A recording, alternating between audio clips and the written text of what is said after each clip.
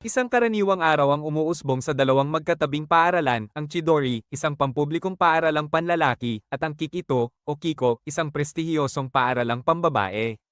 Tahimik na pinagmamasdan ni Rintaro ang gusali ng Kiko sa kabilang banda, nakatanggap na hindi kailanman malalaman ang mga lihim ng mga babaeng nandoon, lalong-lalo na't iniiwasan nila ang mga lalaki mula sa Chidori. Isang umaga, nagkaroon ng pagtatalo sina Soku, Sohei, at Eiyato kasama ang dalawang lalaki mula sa kabilang paaralan. Nag-aaway silang lahat kung sino ang may sala. Habang lumalala ang sitwasyon, biglang sumingit si Rintaro at kinabahan ang kabilang grupo, sapat na ang tingin niya para tumakbo sila palayo.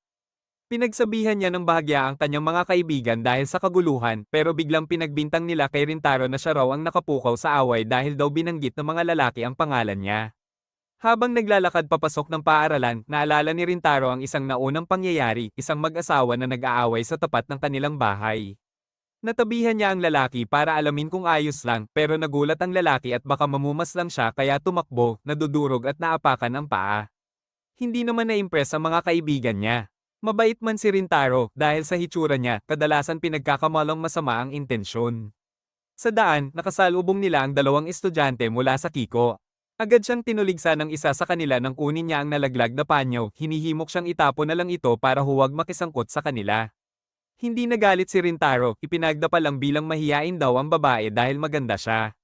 Pagpasok sa kanilang simpleng gusali, napansin ni Rintaro ang malaking kaibahan ng Chidori at Kiko. Ang mga estudyante ng Kiko ay parang tinatakot ang Chidori, naka-curtain sa bintana para hindi na makita ang gusaling nakatabi. Kilala ang Chidori bilang mababa ang marka sa academics at School for Idiots. Habang nagte-text siya, nakatanggap siya ng paalala mula sa ina niyang si Kyoko tungkol sa trabaho sa coffee shop mamaya, kaya pumayag siyang umalis sa barkada. Sa hapon, bumuhos ang ulan. Nagmadali si Rintaro papunta sa cafe kung saan siya nagtatrabaho. Nagtanong siya kung okay lang ba siya sa harap ng mga customer dahil baka matakot sila sa kanyang mukha, pero sinigurado ni Kyoko na tama lang yun, isang customer lang ang aasikasuhin niya dahil abala silang naghahanda para sa event kinabukasan. Habang inaayos niya ang counter, may basang payong sa pasukan. Napansin niya ang isang batang babae sa malapit na mesa, mukha siyang nasa mid-school at ubos na ang cake sa plato niya. Nang makita siyang tumitingin, namula ang babae at humihingal kaya agad siyang nilapitan at binigyan ng tubig. Umuwit agad ang babae, nagpapasalamat, at mabilis na umalis, iniwan si Rintaro na puno ng guilt dahil natakot ba siya? Pag-uwi, sinabi ni Kyoko na si Kaoroko pala ang batang iyon, regular, hindi siya madaling matakot. Bata pa si Rintaro, may hirap bumawi. Ayon kay Kyoko, cake solve everything, madali lang kunin ang loob ni Kaoroko.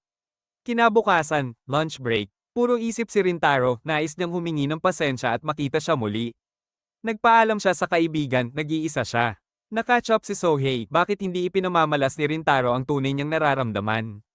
Pag-uwi, nagre-relax sa kwarto si Rintaro nang pumasok si Kyoko ng may magandang balita, nandoon si Kaoroko sa cafe at gusto siyang makausap. Mabilis siyang bumaba, nakatulala siya sa kanyang casual na damit nang makita si Kaoroko. Nilapitan siyang may bitbit na strawberry cake slice at inumin galing kay Kaoroko para mag-treat. Ipinaliwanag niya na humihingi siya ng paumanhin sa biglaang pag-alis niya. Nagtataka si Rintaro, pero pinayagan na lang. Kita niyang naghihiyawan siya nang kumagat sa cake dahil sa maliit siyang katawan, nagulat siya sa laki ng appetite niya. Inamin ni Kaoroko na hindi niya intense iyong ubusin lahat, akala niya siya lang at ligtas siyang magpakasawa. Naihang ang paglabas niya dahil nahuli siyang nagsusubo ng marami. Lagi raw siyang nakikita si Rintaro sa cafe at nais niyang makilala siya. Nakatunghay siya sa cake hindi dahil natakot daw siya sa hitsura niya gaya ng ibang babae, ngunit dahil kumakaba raw ang puso niya kapag malapit siya. Naalala ni Rintaro ang kanyang takot sa rejection, pero kakaiba ang tinura ni Kaoroko. Namula pati ang mukha niya. Nag-alok siyang samahan siya sa pagbabalik sa estasyon, pero tumanggi siya. Bumili pa raw siya ng cake at hihiya, sinabing hindi malayo ang estasyon kaya naglakad na lang. Biglang tumigil siya, ngumiti, at sinabi, hindi ka naman nakakatakot ni minsan. Tumayo siya at nagpaalam. Hindi niya alam na may dalawang lalaki na nakamasid palihim, tila may masamang intensyon. Nang gabi, nagsara si Rintaro ng kafe nang binigyan siya ni Kyoko ng natirang cake, iniwan daw ni Kaoroko sa kalye. Nabahala siya na baka umalis na ito. Lumabas, naghahanap sa gabi, pero nakarinig ng tinig na tumatawag sa pangalan niya.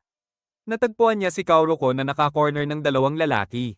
Pinakinggan niya habang pinapuna ito ng dalawang lalaki, tinawag silang juvenile delinquents na may masamang reputasyon mula pa sa middle school, puno raw ng bad news.